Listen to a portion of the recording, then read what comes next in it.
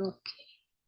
Então, essa aula de hoje, a gente vai começar, né, uma segunda fase, né? Começamos agora a segunda fase da vida de Hércules. Então, a gente teve todo esse processo, né, de limpeza, de olhar para suas sombras, para seus vícios, né, para as coisas mais escondidas dentro de nós. Hércules nos leva a isso. E agora ele vai começar um processo mais profundo, né? Esses últimos trabalhos é como se Hércules já estivesse chegando mais no topo da montanha, já está subindo mais, já está começando a usar melhor os seus dons, já que descobriu os seus dons, agora vamos descobrir como usar melhor os nossos dons.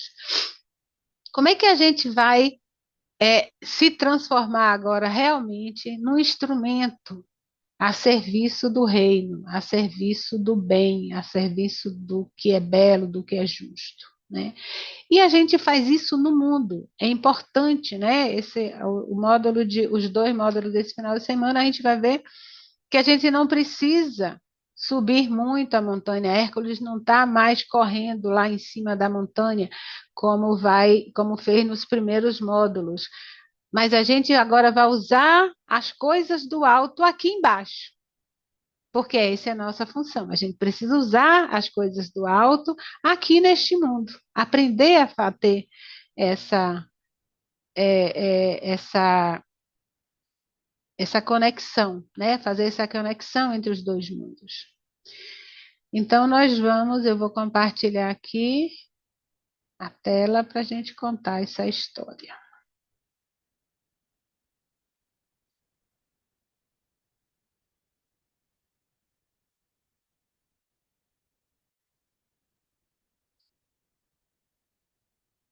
Ok. Já conseguem ver?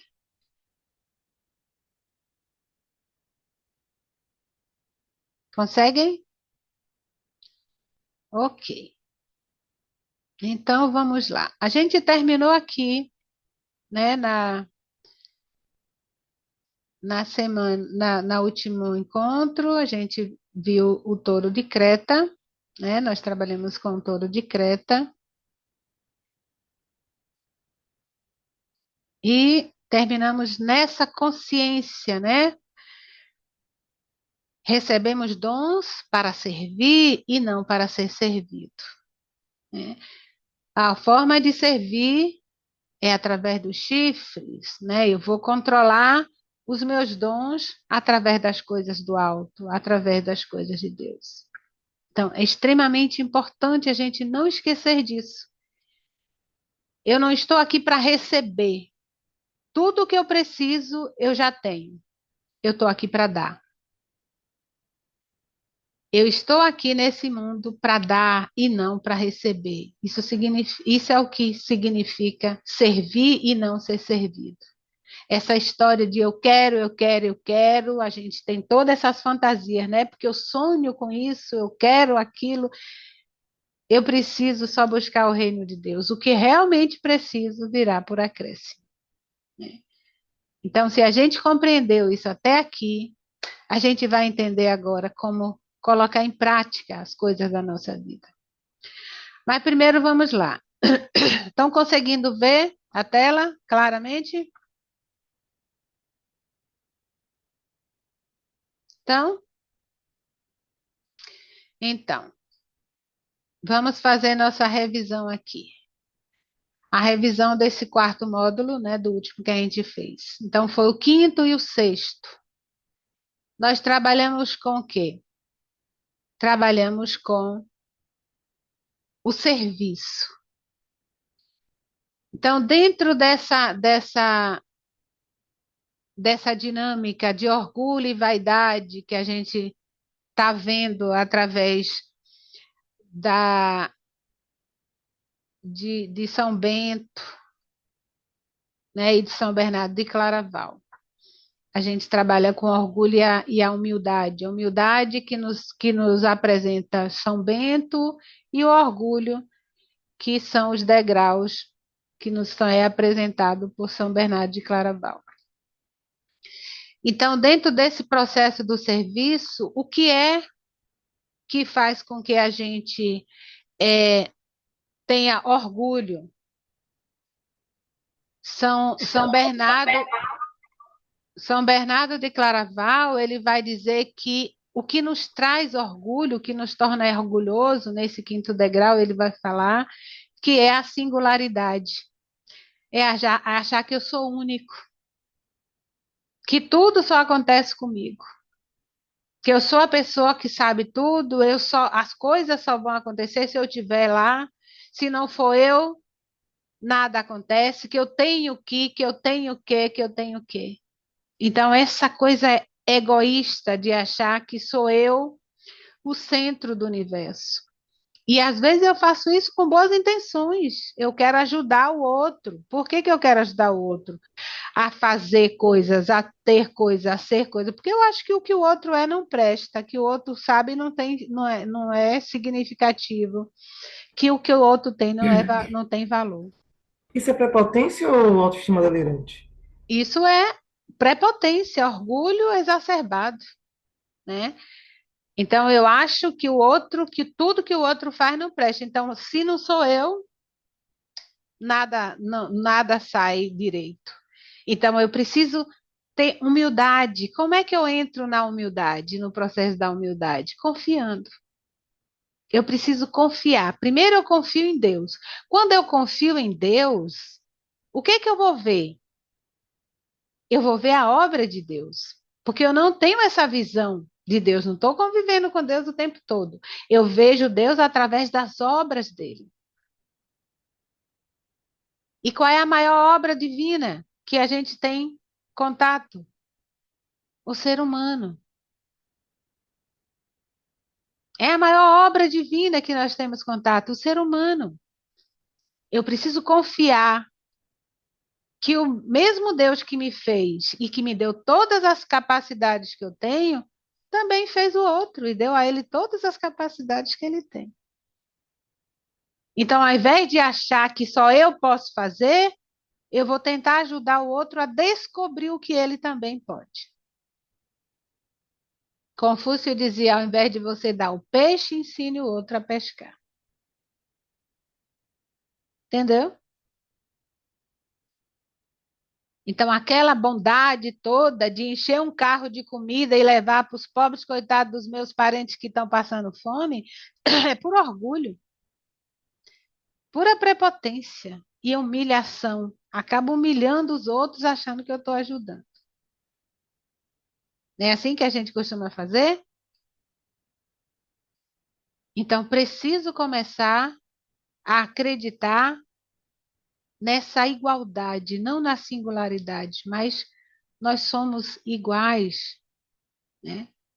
O mundo é plural, não sou eu que sou importante, todos nós somos importantes, todos nós temos valor. E o outro ponto, no sexto degrau, São Bernardo de Claraval fala da arrogância, né? Que é essa prepotência toda. Então, além de tudo, além de querer, de achar que só eu sei fazer as coisas, eu ainda acredito, né? Acredito, crio a ideia de que eu estou certo. Eu não permito nenhuma ideia contrária. Eu não me permito aprender. Eu me agarro a essas crenças. Eu me agarro às minhas certezas. Eu não dou espaço para que outras pessoas possam me ajudar nesse processo de crescimento. E aí é que vem as justificativas. A gente justifica, mas eu vou deixar morrer de fome? Eu vou deixar não sei o quê? A justificativa. Só que eu não estou deixando morrer de fome, não estou deixando o outro sofrer, e nem estou deixando o outro crescer, nem eu estou deixando o outro viver. Eu não estou deixando nada. Eu não deixo espaço, né? Então, ao invés de aprender como servir, eu acho que eu já sei. Eu faço, eu ajo como se eu já soubesse de tudo, sem considerar o outro, sem considerar a necessidade real do outro. E aí a humildade é a renúncia. São Bento nos pede que renuncie a si mesmo, renuncie às suas crenças, renuncie às suas certezas, seja humilde, esteja aberto para aprender. Na vida a gente tem que estar sempre aberto a aprender, o tempo todo. Nunca vamos saber o suficiente, nunca. Nunca saberemos o suficiente. O tempo todo precisamos estar aprendendo. E quanto mais eu aprendo, mais eu descubro que não sei. Quanto mais eu aprendo, mais eu descubro que não sei. Depois eu vou pedir a Cirlei para dar um depoimento que eu achei bem interessante, porque foi logo depois da, do módulo anterior que aconteceu isso, e ela passou justamente por isso, né? Teve que viver na pele essa coisa da arrogância, né? E aprender a renunciar, né? Aprender a renunciar, porque ela tinha certeza de que estava fazendo o melhor, né?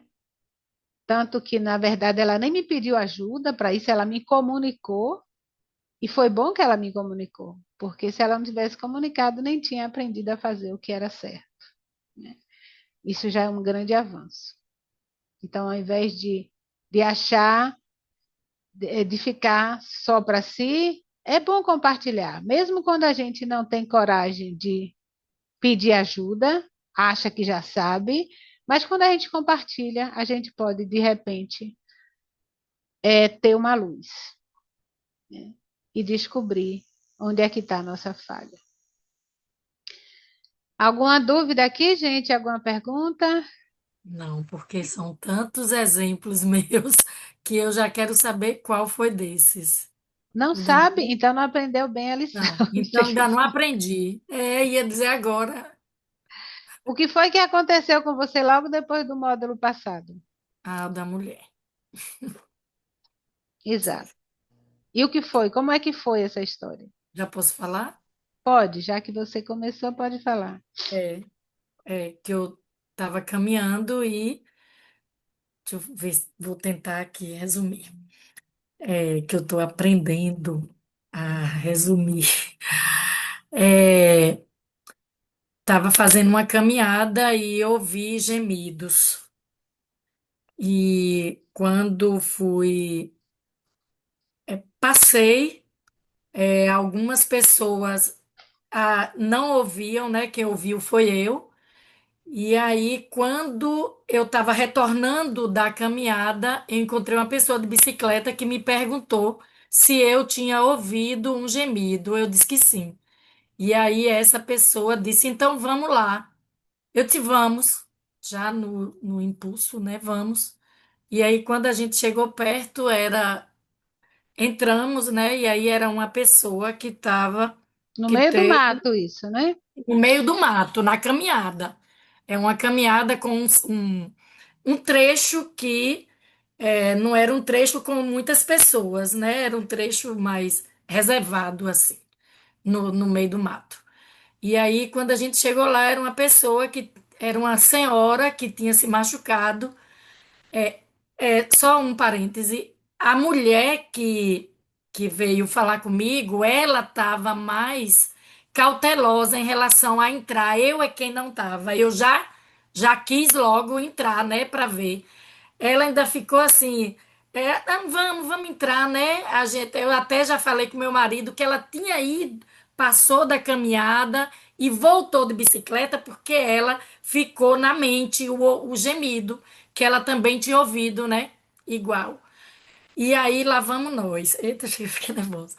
E aí quando chegou, quando entramos, era uma pessoa uma senhora que estava toda machucada e numa casa assim bem, bem deteriorada e ela a gente não conhecia quem era e Você ela, resuma. tô tentando sem conseguir resumir, Maria, porque eu fiquei nervosa.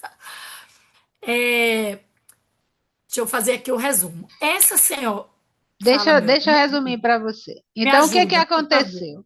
A senhora tinha caído e tinha machucado o Quebrado o pé, estava pé, sem poder levantar, né? inchadão. Então, o que que acontece? Aí a moça disse: vou chamar alguém, né, Para para nos ajudar. ajudar.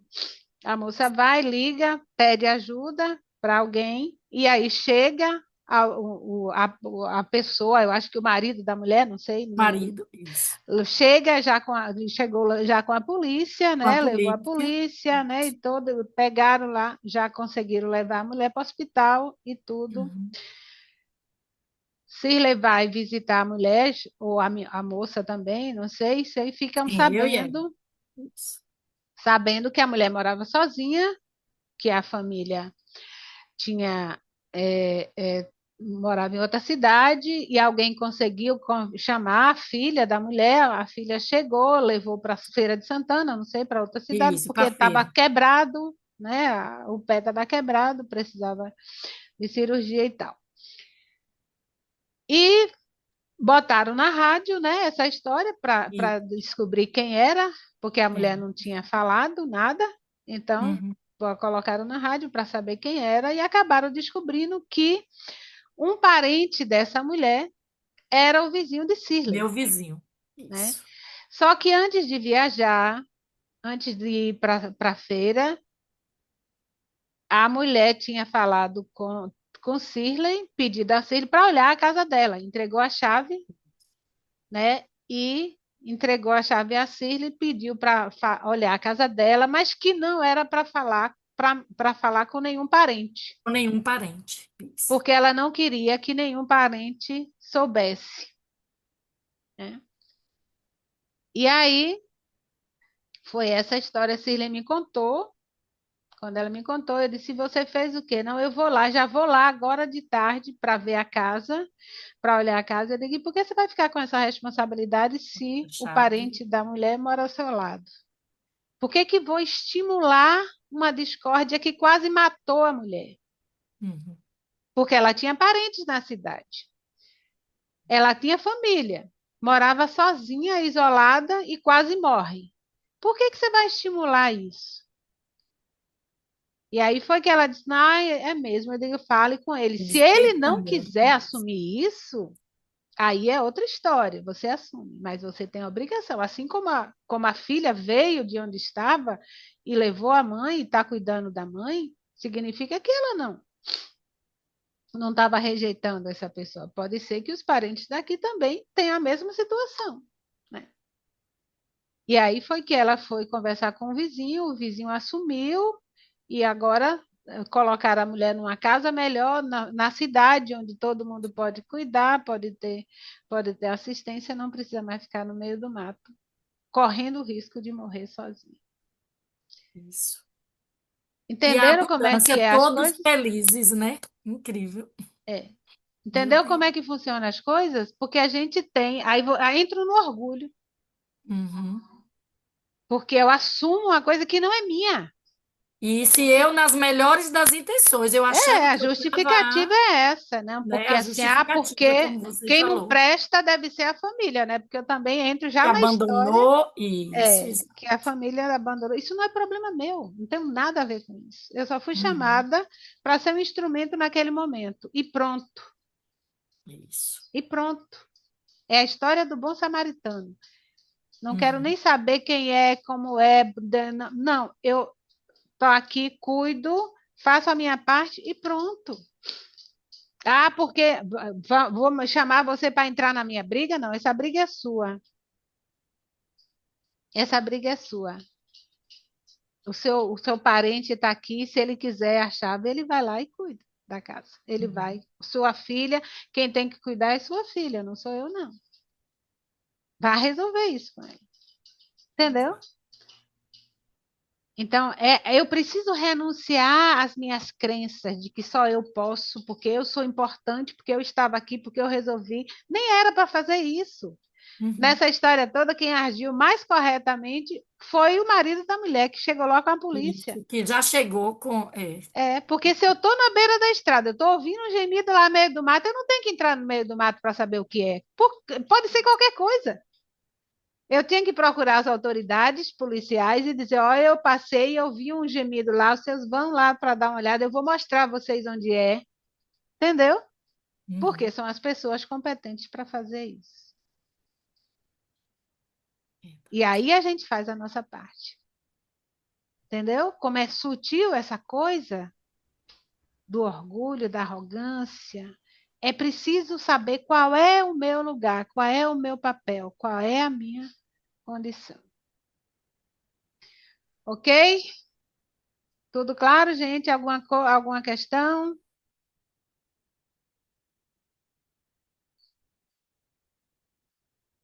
Não? Tudo bem? Ninguém tem nada a colocar?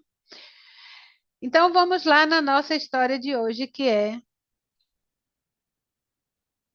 o sétimo trabalho de Hércules. O sétimo trabalho que Aristeu pediu para Hércules realizar foi domar as éguas de Diomedes. Domar as éguas de Diomedes. Diomedes, ele era um rei que reinava próximo ao mar Egeu, na Grécia. Esse aí é o mar Egeu, né? O mar Egeu, ele era, nessa época, né? Tinha nessa costa, né? Nessa costa ao norte, ele tinha era um lugar de muitos rochedos, né? Tinha muito nevoeiro e muito rochedo, então aconteciam aí muitos acidentes de barcos, né? O transporte natural da época era pelo mar, então acontecia muitos acidentes de barcos, de navios. E Diomedes vivia ou reinava, né, sobre essa cidade de Trácia, né, que era aí nessa costa do Mar Egeu. Diomedes era famoso porque ele tinha 24 éguas carnívoras, né? Eram carnívoras. Ele tinha treinado suas éguas, condicionado elas, né, a se alimentarem de carne humana. Ele não gostava de estrangeiros, não gostava de gente estranha, não gostava de coisas diferentes. Então, toda pessoa, né? Imagine que era um espaço fluvial, muitos barcos de pessoas de todo o mundo passavam por aí. Então, quando havia algum acidente, ao invés de ajudar as vítimas, os náufragos, ele pegava essas pessoas e botavam para as éguas comerem. E as éguas se alimentavam desses seres humanos estrangeiros. E todo mundo que tinha a coragem de contrariar alguma coisa que esse rei fazia, virava comida para suas éguas também. Então as éguas eram monstruosas, elas viravam um monstro, né? Elas soltavam fogo pelas narinas, elas eram tinha um aspecto monstruoso, eram extremamente irracionais, né? Não tinham como, não dava para domá-las. E ninguém contrariava esse rei e ninguém chegava perto desse lugar, ninguém queria nem chegar perto desse lugar. E foi justamente aí que Euristeu mandou Hércules para ir domar as éguas do rei Diomedes e trazer para ele. Eu quero essas éguas todas domadas para mim. Uma tarefa praticamente impossível. Mas Hércules não podia, ele estava nesse processo de expiação, então ele não podia se recusar a fazer isso. E ele, chateado com tantas coisas que ele já tinha feito, ainda mais essa, ele resolve ir para a beira do mar, pegar um navio e tentar chegar até Trácia para ver o que fazer. Ele tinha que tentar. Mas, para sorte dele, quando ele chega lá, ele acaba encontrando um antigo amigo do pai dele, né, que foi um dos mestres dele, uma das pessoas que o ajudou. E ele ficou muito feliz, porque ele disse: Não, a gente já soube dessa loucura, né, toda, e nós vamos ajudar você. Né? Esse amigo era Filo, e ele só trouxe aqui uns amigos que nós vamos ajudar você. Ele, mas não sei o que nós podemos fazer, as éguas são carnívoras. Eu não sei o que vamos fazer, elas são indomadas, indomáveis. E eles, não, mas a gente vai com você, não vamos deixar você ir sozinho nessa empreitada, não. E Hércules ficou feliz, pelo menos não estava sozinho nessa, foram juntos. Quando chegaram próximos, aí começou, né, os eventos naturais, um nevoeiro muito forte, perto dos rochedos, e aí eles viram por que haviam tantos acidentes ali, mas eles já sabiam mais ou menos dos perigos, começaram a navegar mais devagar, mais lentamente, com mais cuidado, e aproveitaram o nevoeiro para chegar em Trácia sem ser vistos. Né? Não dava para serem reconhecidos ou para verem o barco, porque estava coberto pelo nevoeiro. Então chegaram já no final da tarde, esconderam o barco e foram devagar, com bastante cuidado, se aproximando da residência do rei. Quando chegaram lá, que entraram no primeiro portão, eles já viram uma instância lá, um local onde havia uma claridade muito grande, né? Parecia que estava pegando fogo. E Hércules viu logo que ali devia ter as éguas, porque por causa da claridade, né? Devia ser o fogo das narinas. E eles começaram né, furtivamente se aproximar do local e conseguiram entrar. Quando eles chegaram lá, eles viram uma cena dantesca, terrível. As éguas eram magníficas, mas com aquela aparência terrível. E elas estavam diante de uns coxos de bronze, né, muito trabalhados, né, elas estavam amarradas, né, acorrentadas, mas diante de uns coxos de bronze, onde estava sendo servido pedaços de seres humanos, né, pernas, braços, cabeça, então uma cena terrível e elas se alimentando daquilo. Quando elas viram que eles chegaram, elas ficaram mais alvoroçadas, mais agitadas, e os cavalariços que estavam lá cuidando delas se assustaram, mas foram se defender, né? Porque eram invasores, começaram a atacar Hércules, mas os seus companheiros, só que rapidamente eles foram controlados. Eles amarraram, botaram lá no canto, eles todos amarrados, amordaçados, e foram tentar pegar essas éguas. Quando Hércules vai segurar uma égua e que tira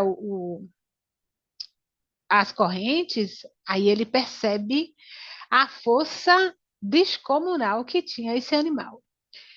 Ele era Hércules, já tinha matado um leão, mesmo assim, ele não conseguia ter força suficiente para segurar aquele animal.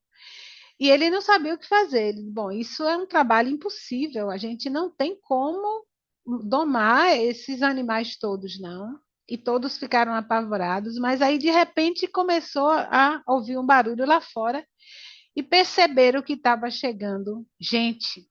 E ele novamente amarrou a égua, né, de uma forma mais sutil, mas colocou ela presa novamente e esperou, né, as pessoas que iam chegar.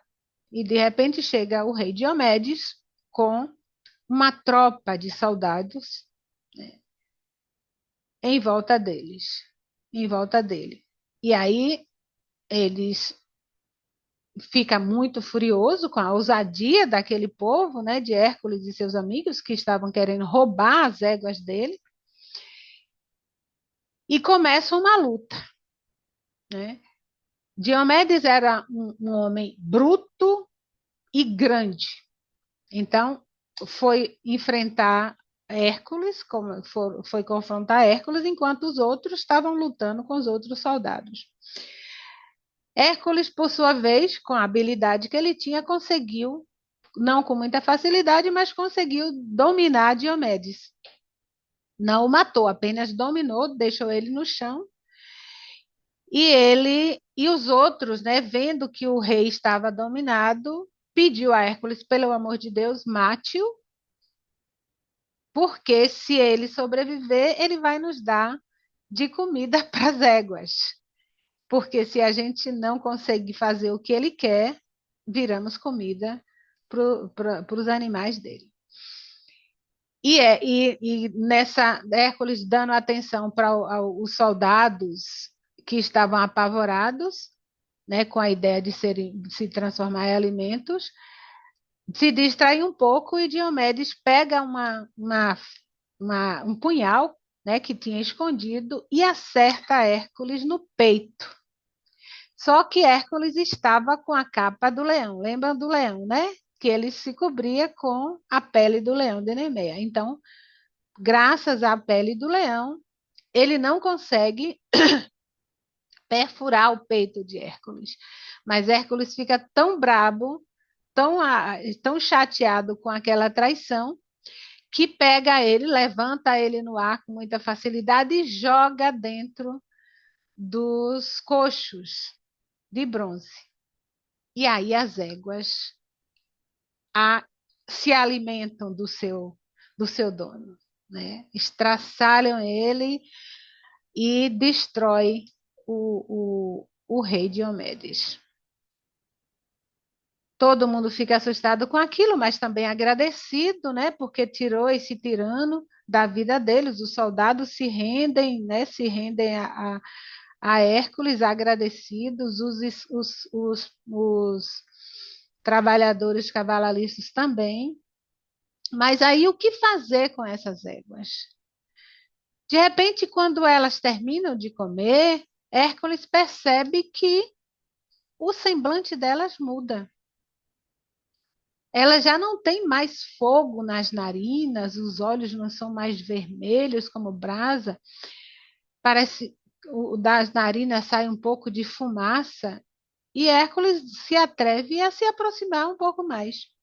Quando ele se aproxima delas, ele percebe que elas não reagem.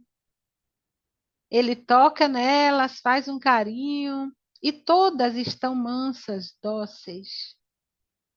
Ele consegue soltar todas elas e elas seguem ele sem nenhum problema. Consegue embarcar todas elas no navio e atravessar todo o mar, leva e entrega a Euristeu, que fica de boca aberta, sem compreender o que é que aconteceu, como é que Hércules conseguiu tal façanha. Mas um trabalho realizado. E ele fica, né? As éguas agora mansas, lindas, são de propriedade do rei Euristeu. Alguma pergunta?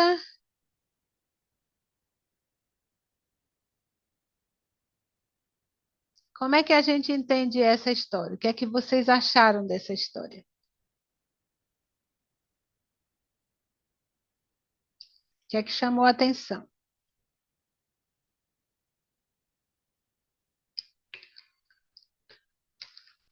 Essa mansidão final das éguas, Maria. Sim,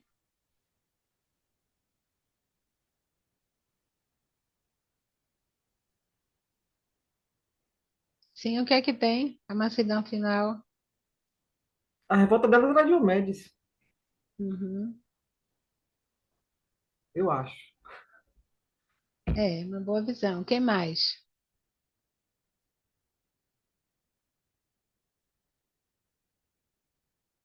Tá todo mundo aí, gente? Não tô vendo vocês, mas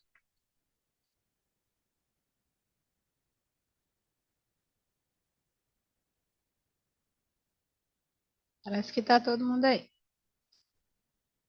Então vamos olhar um pouco mais, já que ninguém quer dar essa história, né? Quer dar uma opinião sobre a história. Então a primeira coisa que a gente precisa ver é a resistência que nós temos ao diferente.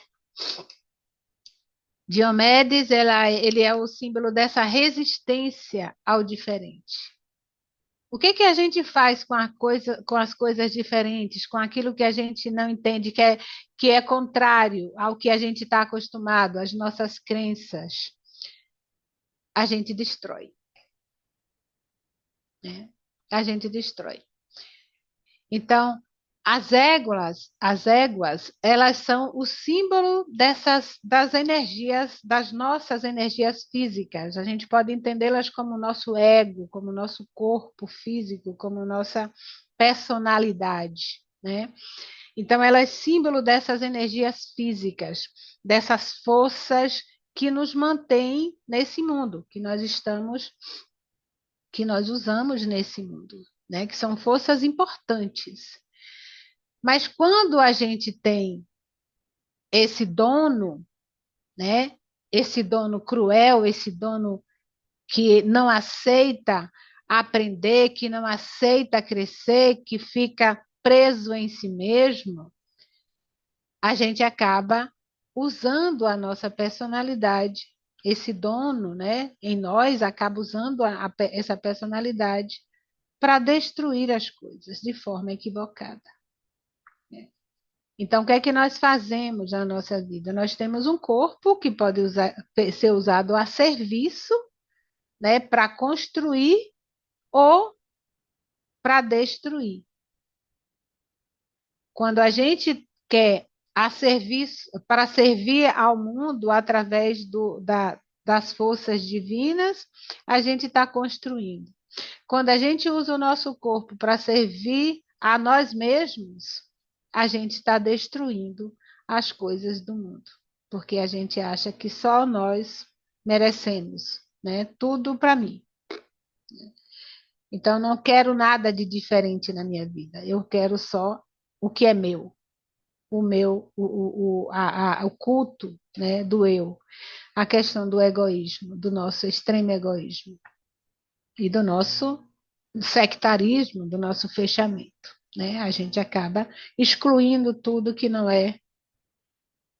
está de acordo com aquilo que a gente acredita que é certo. E aí é que vem a comer os forasteiros. Os forasteiros é o diferente, é tudo aquilo que não está dentro do que eu acredito, dentro do que eu penso que é certo, dentro do que eu considero é bom. Então, eu destruo tudo isso. Destruo tudo que é novo, tudo que tenta, que traz a ideia de mudança, tudo que é transformador, eu vou destruindo, né? E eu destruo com o meu próprio corpo, eu uso o meu corpo, eu uso as minhas energias físicas para destruir isso. Por isso que eu gasto tanta energia para fazer o mal, porque eu estou usando essas energias, eu estou jogando fora. Quando eu faço bem, eu me retroalimento. Mas quando eu faço mal, não, eu jogo fora, eu desperdiço minha energia. Não tem uma retroalimentação. Eu estou desperdiçando essa energia. Aí vem as doenças, vem todos os sofrimentos físicos, vem todos né, os sofrimentos emocionais, tudo porque eu estou desperdiçando energia, né? Então, é justamente aí que vem a agressão das éguas, esse desperdício das energias, esse mau uso das nossas energias. A agressão é isso.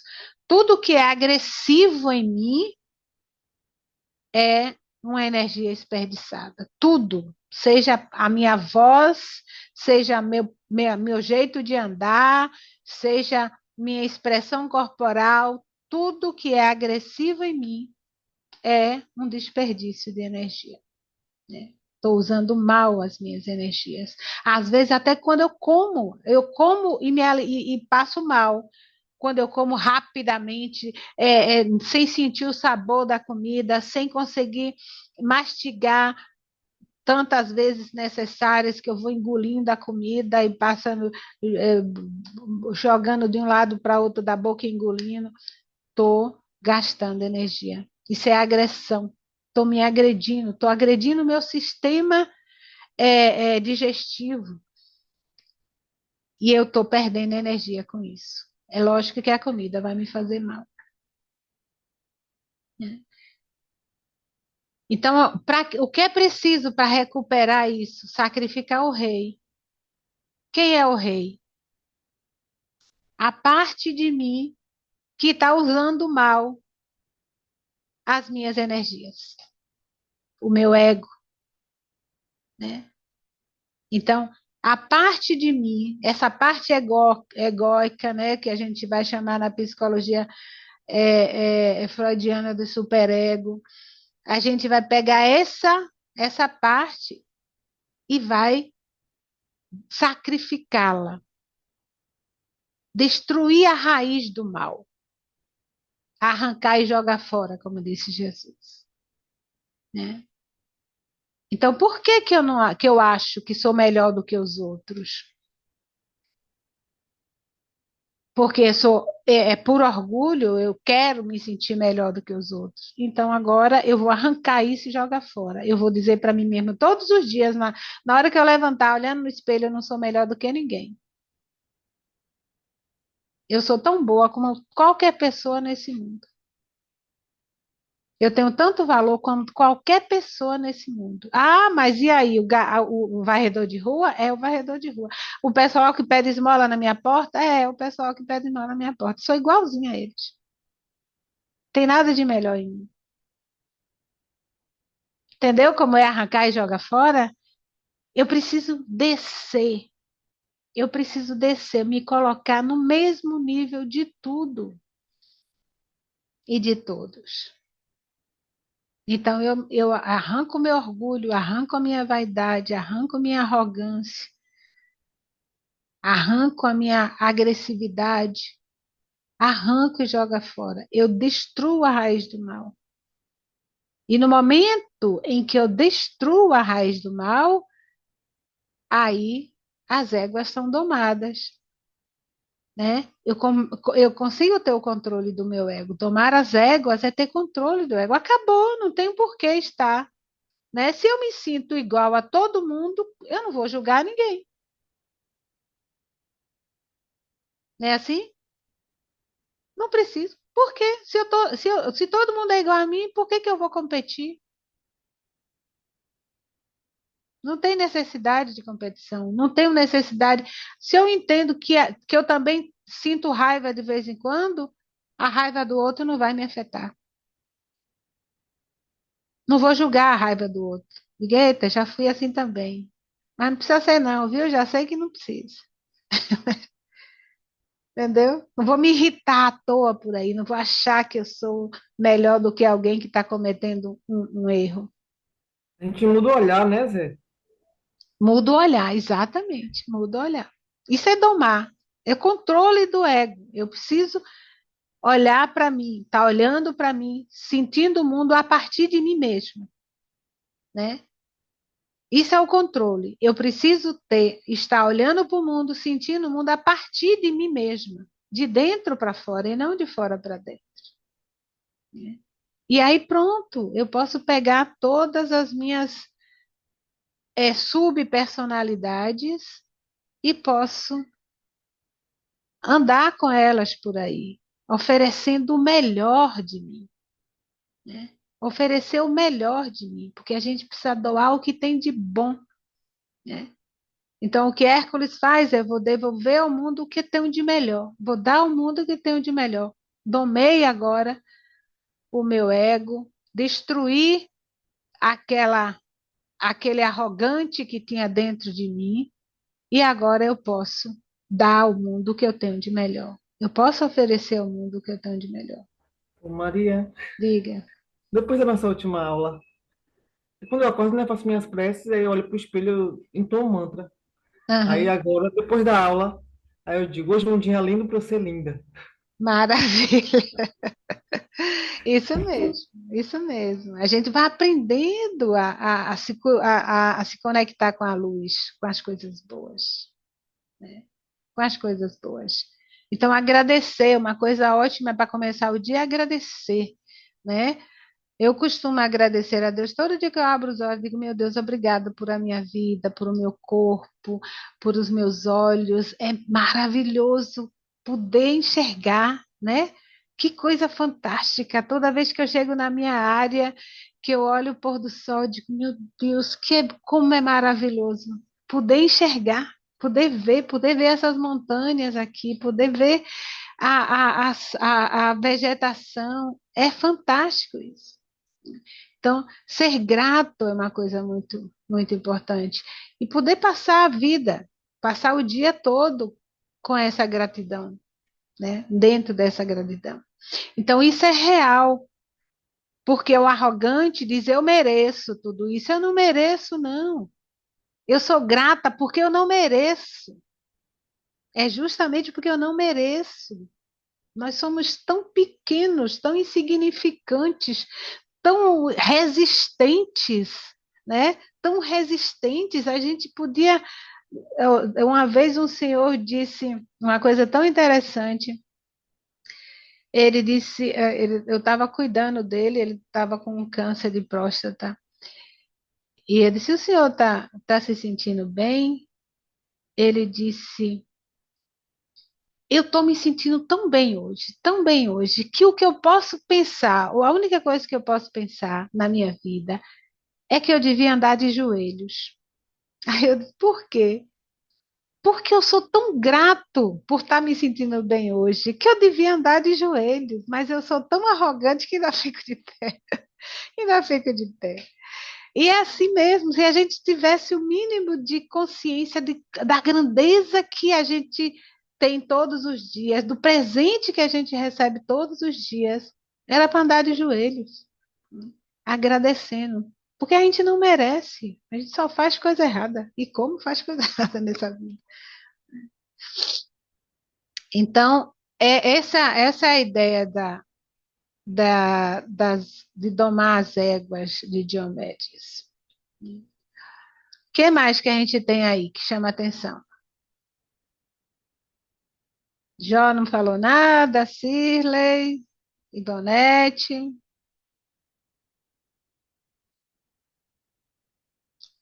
Vamos lá.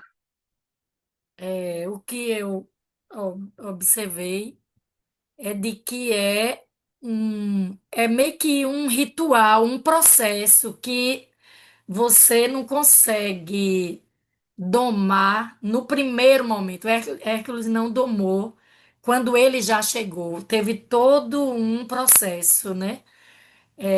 E aí fiquei lembrando de mim, de querer chegar de junto de uma escada e já querer botar a perna no último degrau. Então é uma coisa de cada vez, né? A agitação que eu busco tirar e diminuindo em mim para poder domar as éguas, ter esse controle do ego é devagar, né? É um Não é processo. devagar, não.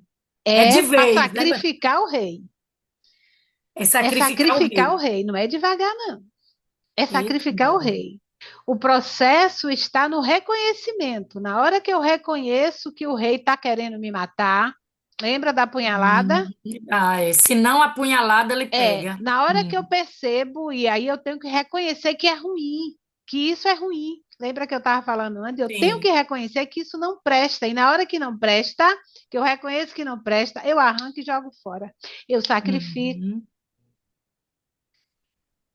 A nossa história é ser condescendente, nós somos condescendentes com nossos erros. Sim. A gente é condescendente com os erros, a gente justifica eles, que é o que você está Sim. fazendo agora. Não, eu só estou Isso. querendo botar a perna, não. Entendeu? Isso é justificativa. Então, quando eu vejo que eu estou errada, eu digo, não, isso está errado. É um sacrifício, Uhum. né? Eu não preciso de 2 sapatos, eu só preciso de um. Aí eu vou na loja e eu vejo um sapato bonito, eu quero comprar esse sapato, mas eu já tenho 2 em casa. Mas, eu gostei tanto desse. O que é que eu tenho que fazer? O que é que eu tenho que fazer? Não preciso. Eu não preciso, não compro. Pronto. Eu arranco e jogo fora. É um Isso. desejo. É um desejo de comprar outro sapato. Mas se eu tenho 2, eu não tenho uma festa nova para ir, eu não tenho não vou ser madrinha de um casamento. Os sapatos que eu tenho lá tá bom, entendeu? Eu preciso olhar para e eu arranco e jogo fora, porque isso está querendo é me matar. Isso está querendo me arrancar do que é real. Entendeu? Esse desejo está querendo me arrancar do que é real. Eu arranco e jogo fora, né? Então, o São João Maria Vianney, ele passou a vida inteira dele, quer dizer, a vida inteira não sei, mas pelo menos desde que ele assumiu a paróquia, que ele viveu até morrer, ele comia somente batata e alface. Era um lugar muito pobre, muito miserável, né? As pessoas passavam muita fome. E aí ele plantava batata e alface no quintal e era o que ele comia todos os dias. E aí os médicos ficavam dizendo: o senhor não vai sobreviver, o senhor vai morrer, porque ninguém sobrevive comendo só batata e, e alface. E aí ele dizia: não estou doente, mas eu vou morrer como todo mundo morre, né? No momento eu não estou doente, mas eu vou morrer como todo mundo morre. E ele continuava comendo a batata e a alface, né? Porque aquilo era uma fala que parecia um cuidado, mas era uma tentativa de tirar ele do que era real. Ele não comia a alface e a batata porque ele não gostava de outras comidas. Comia porque era o que tinha disponível e ele não ia explorar uma comunidade que já estava passando por o que passava, por as necessidades que passava.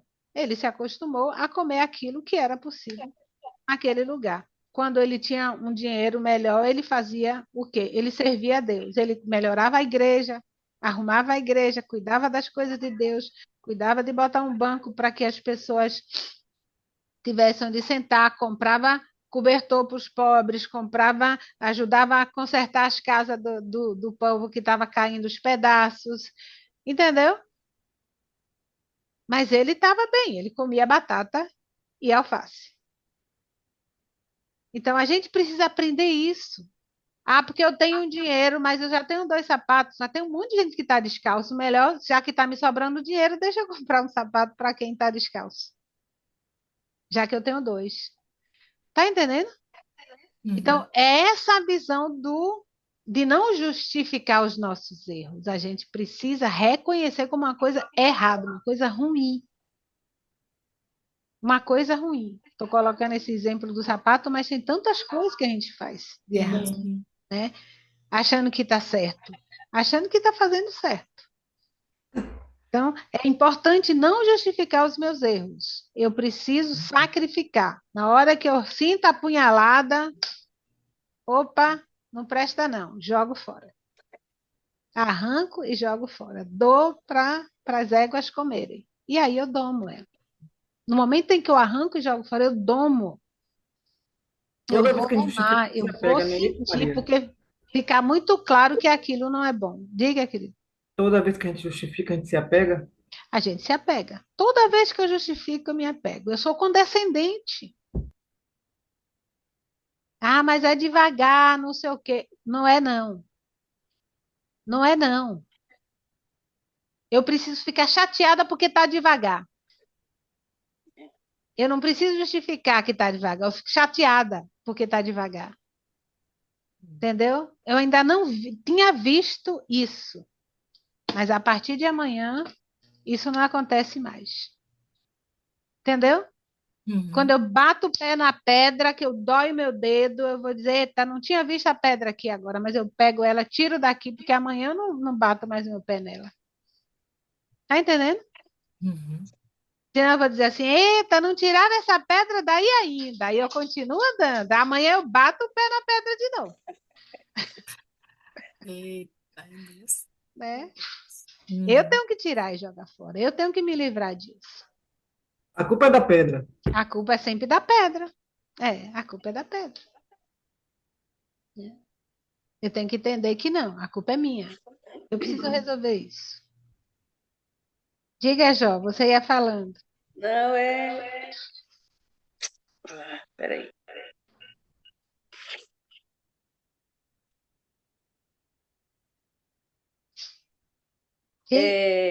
Tá ouvindo, Zé? Estou ouvindo. Tá aqui. É porque eu boto ali, que eu fico olhando as imagens maiores ali para mim, entendeu? Aham. Aí eu tiro o som, mas agora eu desliguei lá para poder falar. É uma brincadeira, viu? É uma brincadeira, porque me veio assim na cabeça, essas loucuras que vem na cabeça assim. Assim, na verdade, a gente tem que se lembrar o tempo inteirinho. Eu estou me lembrando o tempo inteirinho que eu não sou filho da égua, né? Posso estar nessa história. E eu tô vivendo uma fase bem assim, Zé, assim, essa questão do que não dá mais para ser devagar, né? Então tenho me questionado muito pô, não tem mais cabimento. Às vezes eu digo, poxa, pelo amor de Deus, né? Então, sabe aquela coisa de estar toda hora puxando o meu tapete, né? E aí, o que é interessante é que às vezes eu vejo coisas que eu não gosto de ver, mas tão óbvias, tão ali, tão claras, né? Uhum. Esses dias eu vi uma coisa muito chata e aí eu fui logo pedir perdão, que eu disse, que coisa feia, mas está aqui, né? Que coisa feia, vi na hora. E foi tão chato ver, porque não foi só chato ver, doeu ver, né? Então eu tenho que eliminar isso. Eu tenho Isso. que matar logo isso. Então eu tô, graças a Deus, eu tô nessa fase, né? Aí às vezes eu fico com, assim, eu digo, poxa, será que eu não tô sendo muito dura comigo? As desculpinhas, querendo se Uhum. botar no colo, né? Mas É. não é. Aí esses dias eu falei, eu digo, poxa, eu tenho 58 anos. Eu tô há quanto tempo fazendo terapia com o Zé? Poxa, tudo isso eu já ouvi, tantas coisas novas estão chegando, mas eu não tenho mais cabimento continuar fazendo isso, né? Então, eu acho que é nessa fase mesmo, é arrancar. Agora, é claro que não é a questão do devagar, é que é tanta coisinha para a gente matar o rei, né? Tanta coisinha que às vezes a gente bota um paninho ali, disfarça e diz, não, mas eu já melhorei nisso, isso aqui eu posso deixar mais para frente. Não tem negócio de deixar mais para frente, não, Não. porque é aquela coisa, como é que diz na Bíblia, Zé? Em cima do muro, como é? Nem morno? Nem, não pode ser. Ou é frio ou é quente. O que é Pronto, senão eu morno, Deus vomitarei, né? vomita. O que é Então, morno, Deus poxa vomita. vida, não quero Porque ser vomitada, né? o que a gente precisa entender, Jó, é que assim, são vários reis. Porque É, são verdade. muitas personalidades, são muitas subpersonalidades, né? Essas são energias. Então, assim, eu preciso entender. Eu sacrifiquei um rei porque eu só consegui ver esse mal.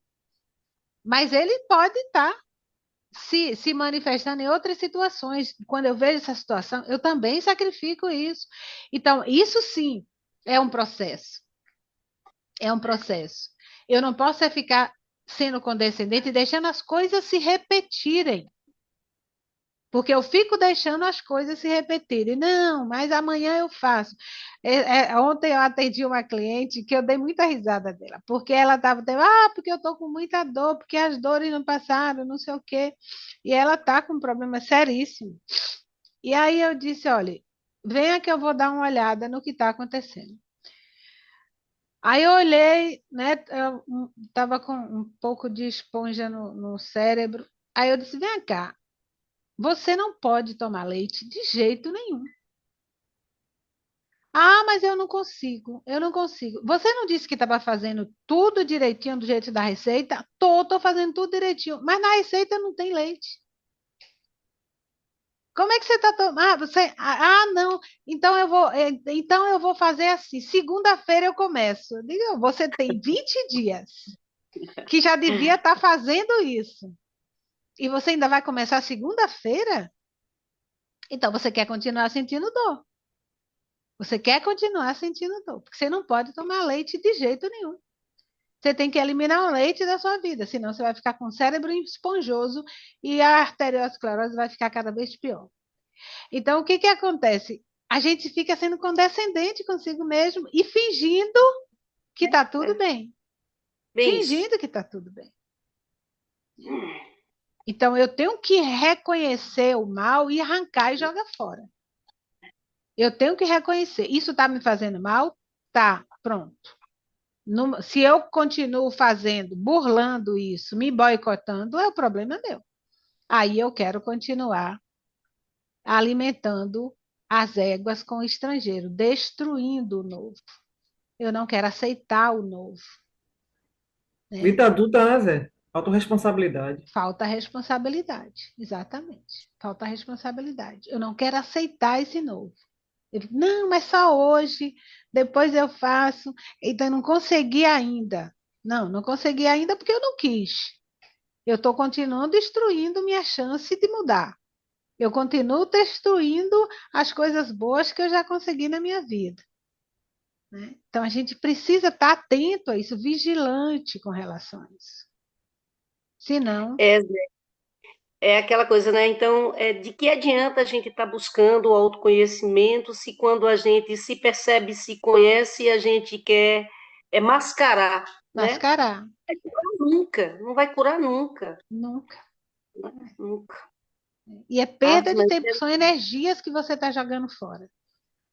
Energias que você está jogando fora. E você vai. Isso tem consequência. Isso tem consequência. Imagine que Jesus diz, né, que assim, a quem mais é dado, mais será cobrado. Quando isso, você não sabe de nada é uma coisa, mas quando você já sabe, isso é consciente.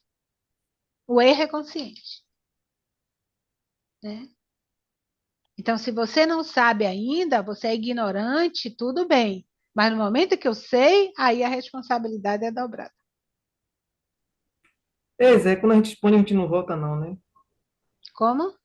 Quando a gente expande a consciência, a gente não volta, não, Não né? Não volta, não. diminui, não, né? Não. Quando você destrói o rei, acabou. Toda vez que você destrui o rei, você não volta atrás. Você não volta. eu acho que eu vou montar o Siri, eu vou montar o meu tabuleiro de xadrez aqui em cima da mesa. Todo dia eu vou dar um checkmate nele, vou Cheque derrubar, vou materializar aqui com esses dois de xadrez. Ensina, minha filha. Faz esse workshop aí, pelo amor de Deus. É assim mesmo. ai, ai. Muito legal. Ivanete, cadê você, Ivanete? Ivanete Hércules. Ou Hércules, ó, Hércules, Eric, você já virou Hércules. Já pensou? Olha, Foi longe, viu, Eric? Ai, ai. Oi, Maria, tô Diga, aqui. querida, fale. É, é aquela coisa, Maria, a surpresa de que a cura tá dentro de mim mesma. Isso, perfeito.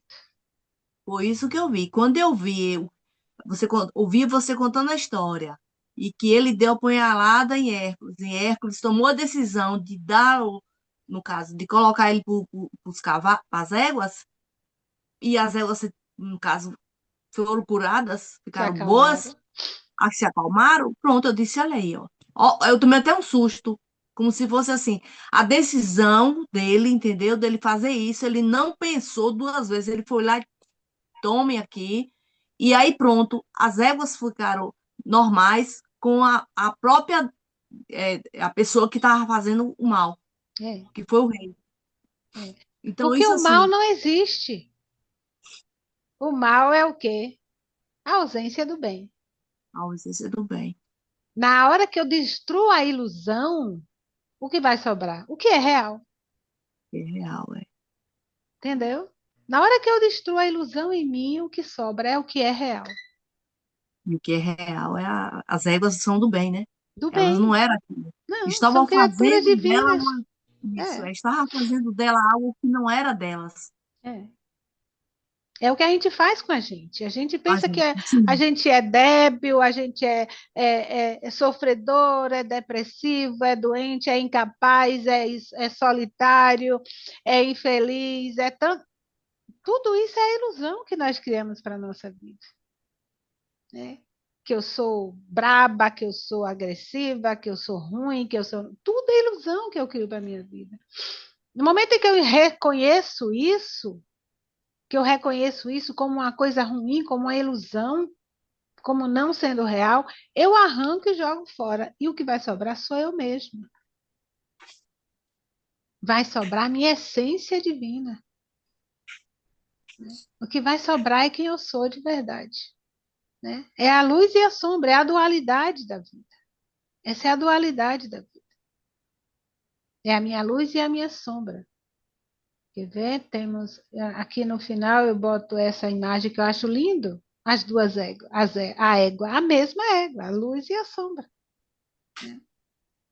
É as duas faces da mesma moeda. É só uma questão de escolha. É só uma questão de escolha. Eu posso escolher se eu quero ser uma égua que come gente ou quero ser uma égua que serve aos deuses.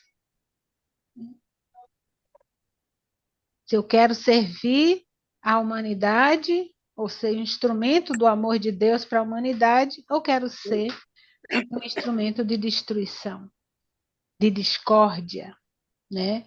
De desavença. Lembra da história lá de Sila?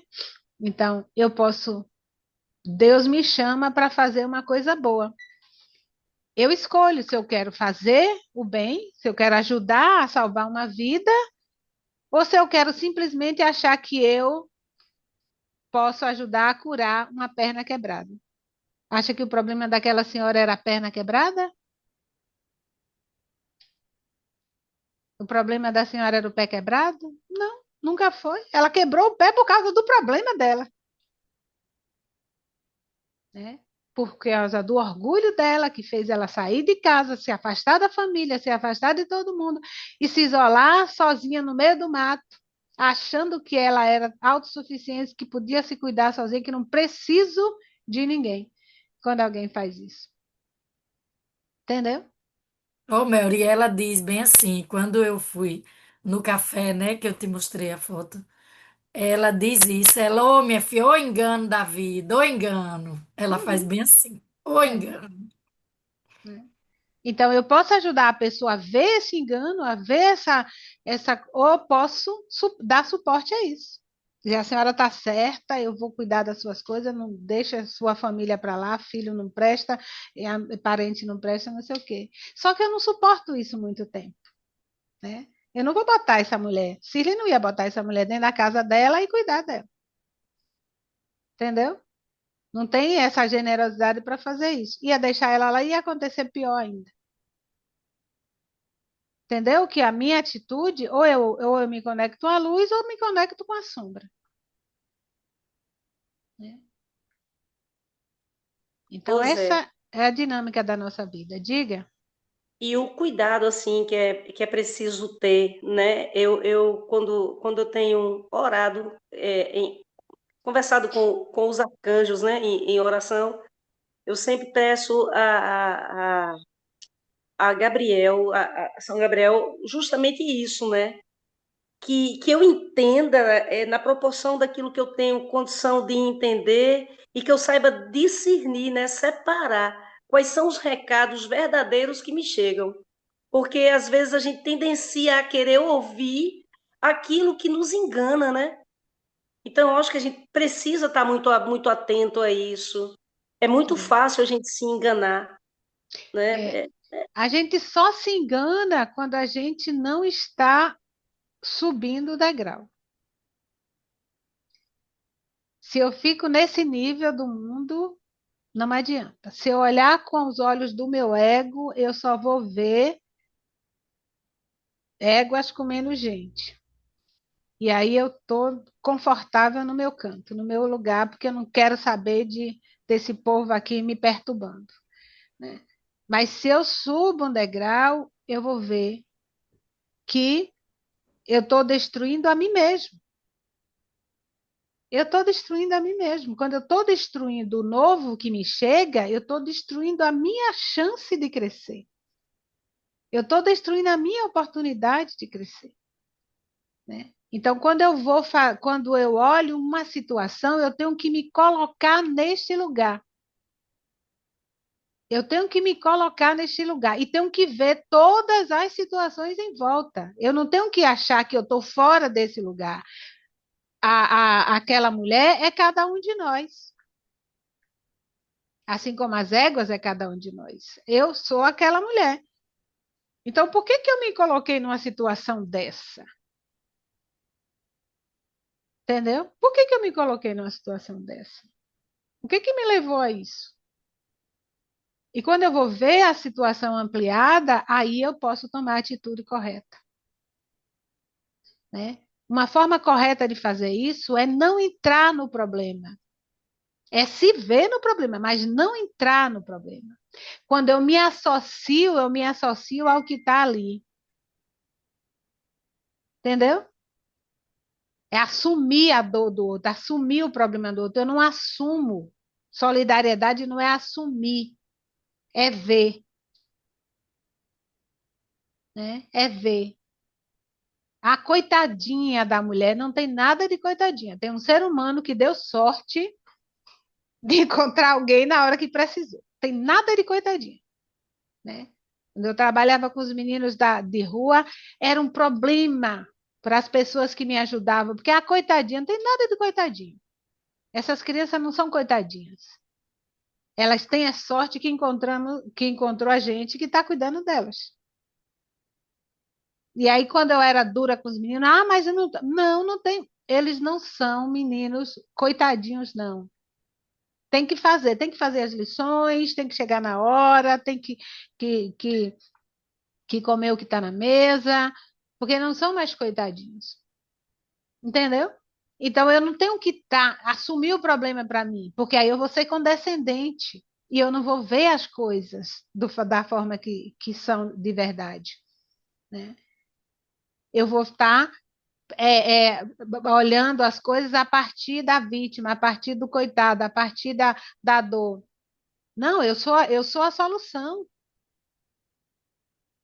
E aí eu tenho que ver, solução não é pontual, a solução ela é ampla, porque nada acontece de uma forma pontual.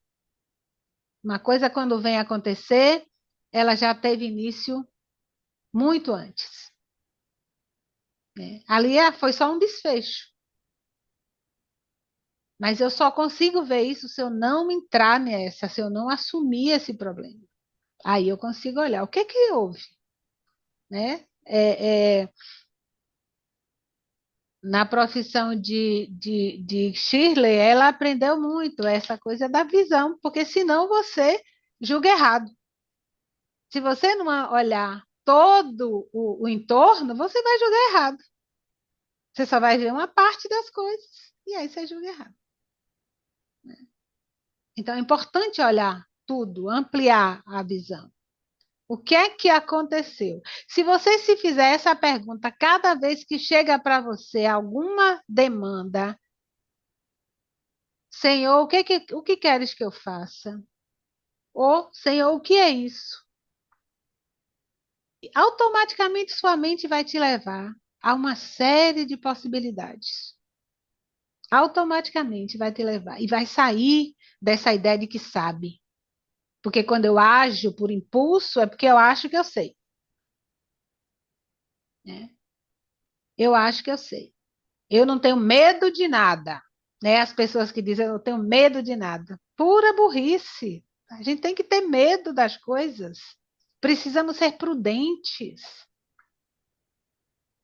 Precisamos ser prudentes. O medo não é seu inimigo. O medo é um grande mestre, né?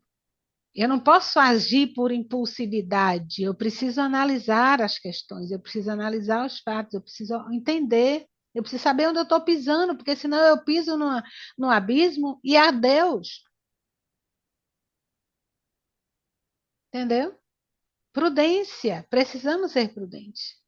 Então, antes de agir, eu preciso parar, respirar e ver. Lembra qual é a regra? Isso é uma regra antiga que a igreja adotou, mas é uma regra da Grécia Antiga. Eu primeiro tenho que ver as coisas, depois eu tenho que sentir as coisas e depois eu vou agir. Eu vejo, eu sinto o que é isso, que é um julgamento com o coração, eu sinto o que é que está acontecendo aqui, e aí eu ajo de acordo com isso. Mas eu não ajo impulsivamente, né? A tendência de quem age impulsivamente é geralmente errar. Ok, já estamos extrapolando o nosso tempo, então eu vou deixar vocês almoçarem agora, a gente vai voltar 1h30, porque tem uns exercícios para fazer, mas eu não nem vou dar o exercício agora, porque eu quero que a gente volte e faça primeiro uma dinâmica e depois a gente vai para os exercícios. Ok, gente? Beleza. Fiquem em paz. Comam alimentos saudáveis. Nada de comida de égua. Ah, beleza. Nada de comer gente, pelo amor de Deus. Tchau, gente. Tchau, tchau. Daqui a pouco. Deixa eu desligar aqui agora que a gente não vai mais usar.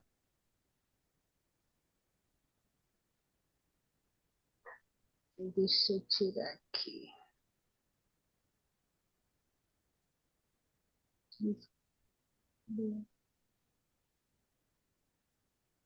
Eu saí aqui.